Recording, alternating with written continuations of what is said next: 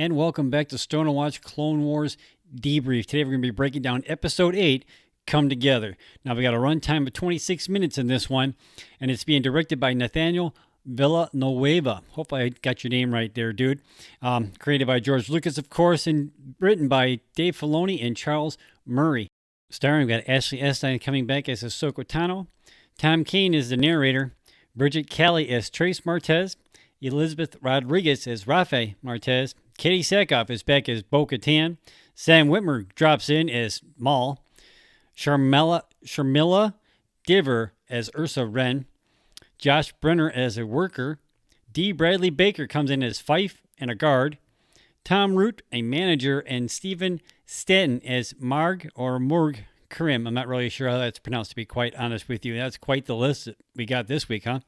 Now, the description reads, Ahsoka manages to make a deal with the Pikes, which allows the Martez sisters to temporarily leave Obadiah to retrieve the spice. While she is held hostage, Ahsoka escapes the prison and places explosives all over the Pike facility, where she overhears the Pikes talking to Darth Maul, who is on Mandalore. Meanwhile, the Martez sisters steal spice from the Pikes and bring it back to Obadiah, where they learn Ahsoka was a Jedi. They escape Obadiah by blowing up the Pike facility and are followed back to Coruscant by 3 Mandalorians who were previously part of Death Watch. Bo-Katan, one of the Mandalorians, manages to convince Ahsoka they have a common enemy in Maul. Ahsoka decides to leave for Mandalore after reconciling with the sisters. Now, I have to say, just right off the bat, I thought this was a pretty good episode, but I also want to say, like, this whole entire little story arc of these last 4 episodes just seems like they were nothing but pretty much like a setup for what we're about to get starting next week. At least as far as that's what I'm getting out of it. I mean, I'm not saying I didn't like these episodes. I enjoyed them quite a bit, to be quite honest with you, because there was some stuff in there that there was really good storytelling, at least as far, in my opinion. I could be wrong. Let me know what you think about that in the comments down below. I mean, it's kind of like the fortune cookie at the beginning of the episode is that you can change who you are, but you can't run from yourself.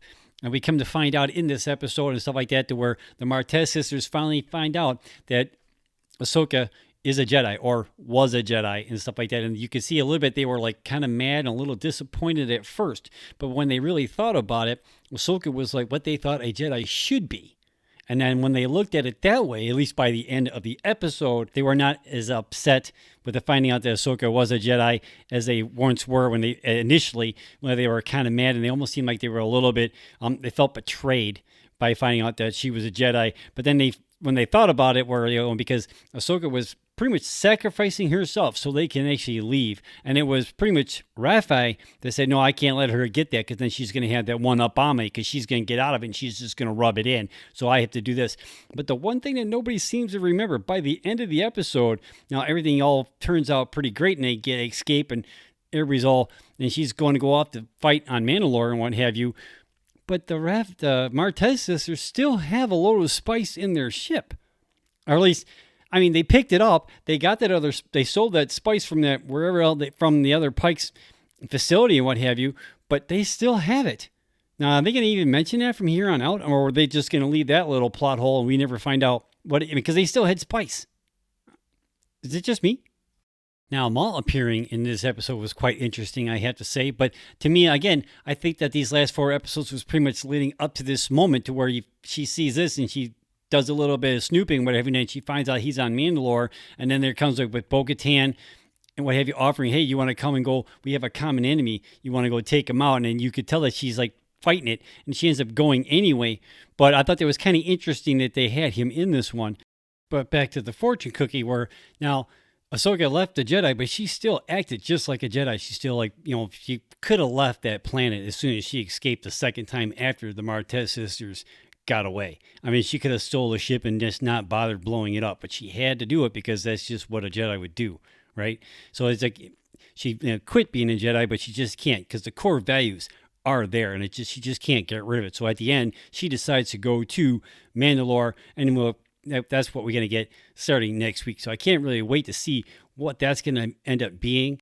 Now, that's just a minor thing I was just thinking. I wonder whether or not she's going to have to rebuild her lightsabers with the white blades, because at this point, she does not have a lightsaber, if one, let alone 2.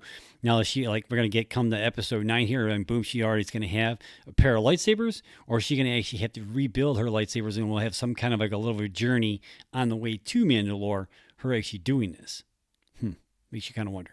Now, I want to say I did like the Ahsoka walkabout storyline, but I think it was pretty much more of a setup for the Siege of Mandalore storyline more than anything else. But at least that's just my opinion. I can't be wrong.